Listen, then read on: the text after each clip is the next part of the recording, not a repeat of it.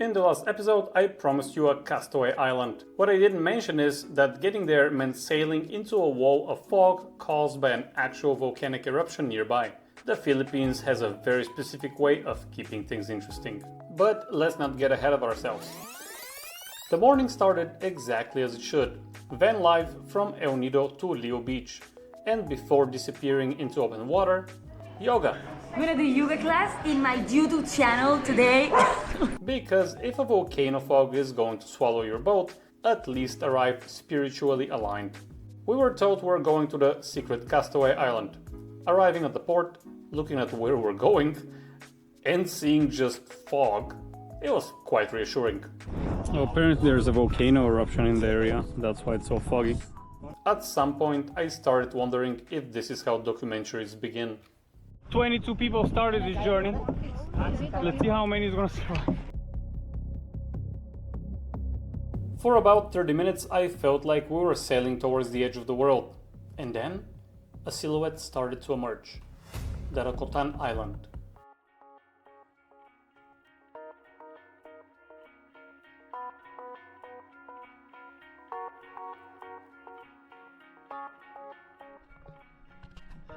My favorite is that the song is from the movie The Beach. At reception. And they wait for us with cocktails, which is good. Hello! Hi guys. Huh? Oh, damn. Thank you guys. We were handed mimosas before our bags touched the sand, which is objectively the correct way to welcome anyone, anywhere. Love it so far.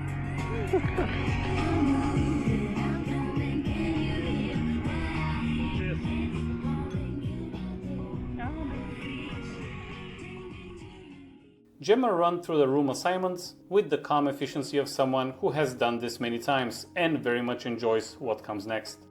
Turns out, me and Hannes are sharing one bed. Welcome. So we're Welcome to where? So that is our honeymoon bed.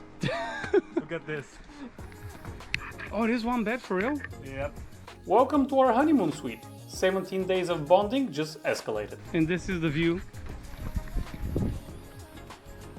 Not bad at all. Here's the thing about Darocotan Island. It's small, which means after our arrival, the official population of this island stood at 27 humans, 3 pigs, a rotating cast of dogs, and 3 ducks who seemed largely unbothered by all of it. The ducks honestly had the right idea. We officially increased the GDP by just existing.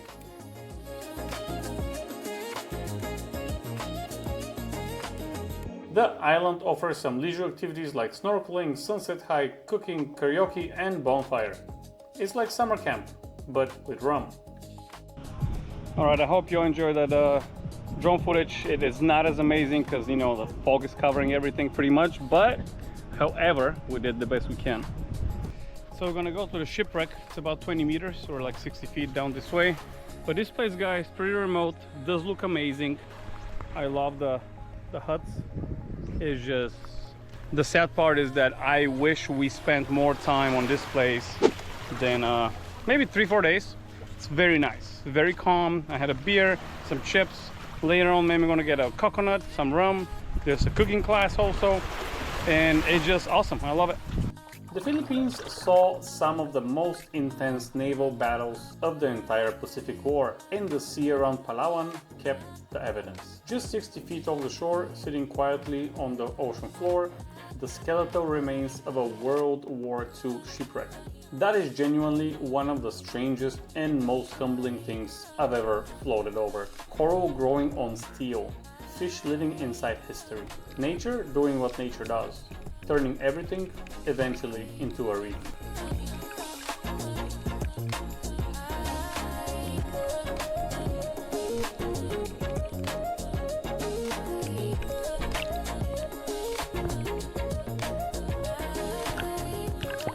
Just getting some cocktail from the bar.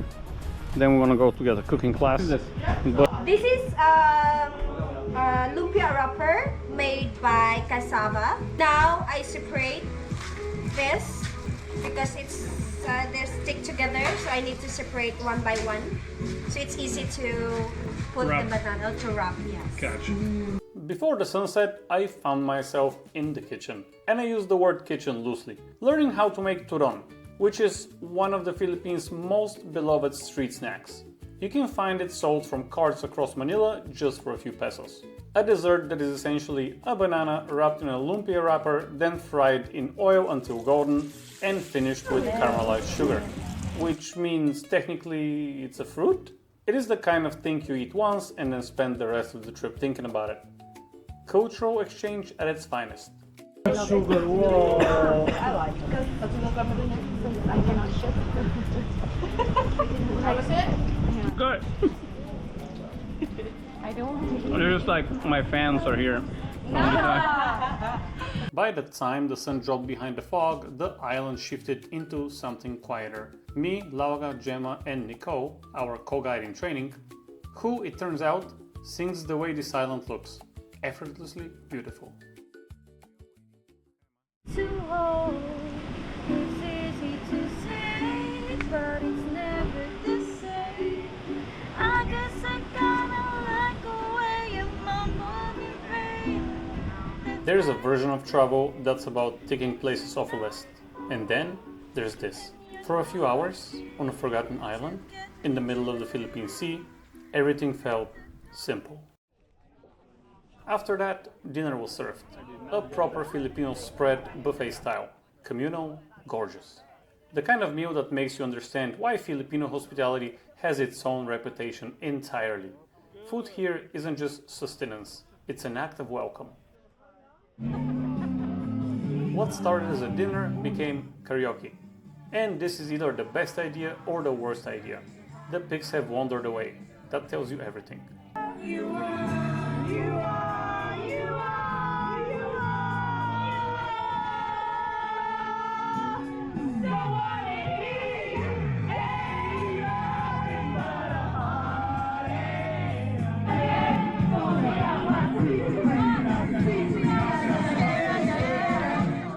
What started as a karaoke became dancing.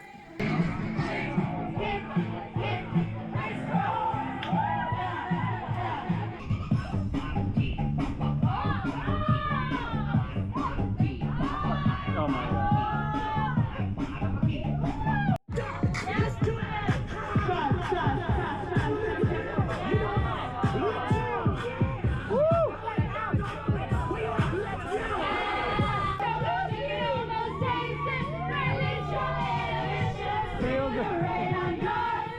What started as dancing became, well, at some point the bonfire was lit on the beach, and after that clothes started becoming optional rather than required.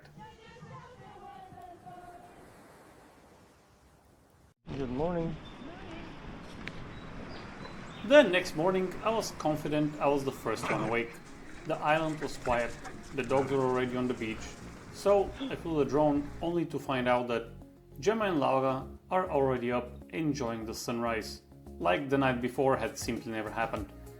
And as the drone was buzzing over the turquoise waters, I realized something. Travel isn't about escaping life. It's about remembering how little you actually need to feel alive. No notifications, no traffic, no deadlines. Just people, water, and the reminder that all of this was always available to you. We had some breakfast and it was time to depart.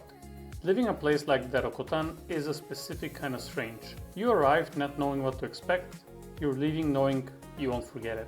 The pigs were on the beach to see us off, unbothered, as always. The ferry from Palawan to Coron took what felt like an eternity. The kind of journey where you run out of things to scroll through, rediscover how to just sit still, at least the view made it worthwhile. We arrived late into the night and went straight to bed, because tomorrow, Coron was going to need our full attention.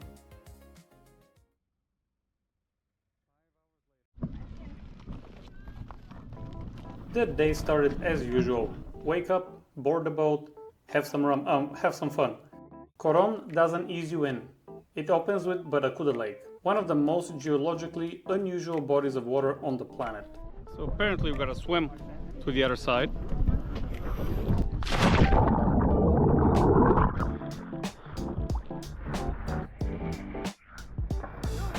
a lake sitting above sea level carved inside ancient volcanic rock, connected to the ocean through underwater fissures deep below. Which means the water has no tidal movement, no coral, no fish. Alright, take a dip. This lake is famous for something you can't even see. Layers of water within different temperatures, called thermoclines. Invisible layers where cold and warm water meet, creating a visual distortion underwater that makes everything look like it's shimmering. Like swimming inside a mirage. Basically, you swim 2 meters and suddenly it feels like somebody turned the shower from cold to hot.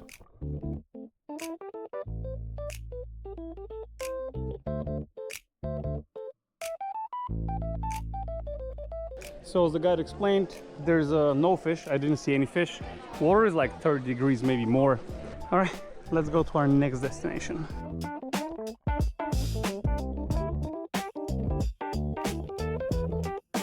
Kuya, what's the name of the location again? This one, Kayangan Lake. Kayangan Lake. Oh, you pronounce it very well. Kayangan Lake is consistently ranked among the cleanest lakes in Asia. Getting there requires climbing a staircase cut into the limestone cliff, which, depending on the humidity, feels either like a gentle hike or a personal endurance test. Apparently this is the picture from Palawan that everybody has. I've seen it multiple times. Let's see if this is actually the spot. At the top, you understand immediately why everyone makes the climb. So if Barracuda Lake was remarkable, Kayangan is something else entirely. The water here is so clear the boundary between above and below essentially stops existing. You don't feel like you're swimming in a lake, you feel like you're floating inside a photograph. We also found a small cave at the edge of the lake. The kind of opening that you either swim through or you don't. And nobody wants to be the one who doesn't. So we went in.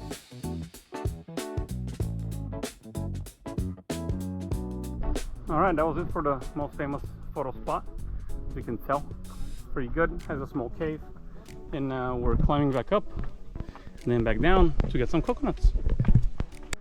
Or the other thing you can do is wait for everybody to get the fuck out and come and have a door for you.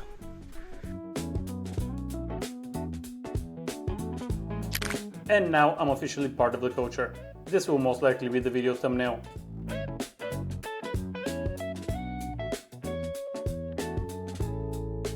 Between destinations, the island gave us exactly what we needed. A small, unnamed beach, lunch in the shade, and Nicole with the ukulele. Because at this point, the ukulele was less of an instrument and more of a travel essential.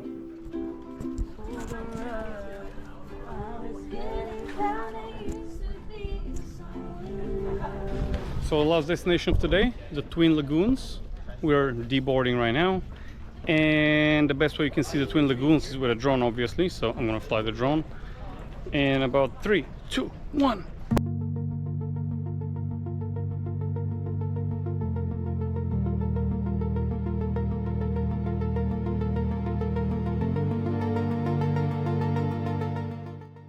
Twin Lagoon is exactly what it sounds like. 2 lagoons connected by a narrow passage in the limestone cliff. When the tide is low, you can swim through the opening.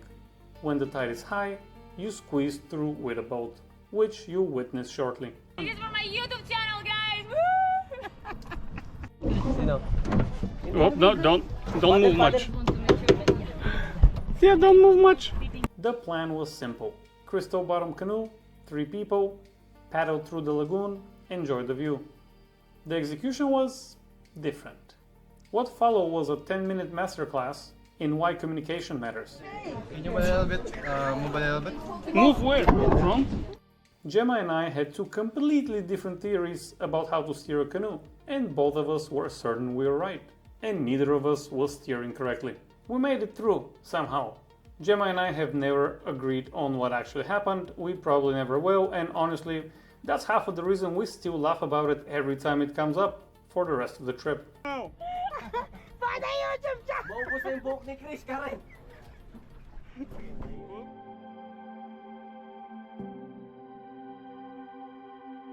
Travel days like this don't feel important while they're happening. You're just moving from one island to another, jumping in the water, laughing with people you met a week ago, getting things wrong in the right ways. But later, when the boat is heading home and the sun starts disappearing behind the cliffs, you realize something. There are days you remember the most, not because they were perfect, but because you were fully there for them. Coron turned out to be exactly what island hopping should be. Clear water, big laughs, unexpected friendships, and at least one canoe lesson none of us will ever forget. It is a full life compressed into a few days, and I wouldn't change a single minute of it. The same? Join me in the next episode where we lose half the group, head to Moalboal, get swallowed by a million sardines, jump off things we probably shouldn't, and somehow end up in Boracay, where this trip decides it hasn't been memorable enough and fixes that immediately. If these stories move you even a little, subscribe. It's how I keep making them. And don't forget to pack light, book the flight, and Gemma, I'm still not over the canoe.